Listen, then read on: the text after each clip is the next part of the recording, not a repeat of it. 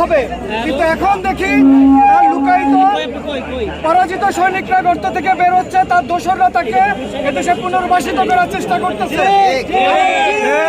আমাদের এক বিন্দু রক্ত থাকতে আমরা বাংলাদেশে এই ধরনের কোন ষড়যন্ত্র বাস্তবায়ন হতে দিব না। আমরা এই স্বৈরাচারকে কোন ফরম্যাটে বাংলাদেশে আসতে দিব না। বিশ্বাস করি আওয়ামী লীগের কোনো ভালো কোনো শুদ্ধ ফরম্যাট নেই। আওয়ামী লীগের শুদ্ধ ফরম্যাট বঙ্গবন্ধু সেই ফরম্যাট আমাদের দেখা, সেটা হলো একদলীয় শাসন, সেটা হলো বাকশাল, সেটা হলো সংবাদপত্রের কর্তরোধ। আমরা একদলীয় শাসন চাই না, আমরা কোনো ধরনের আওয়ামী লীগ চাই না। আওয়ামী লীগ পরাজিত হয়েছে, 5ই আগস্ট জনতা আওয়ামী লীগের সমাধি দিয়েছে।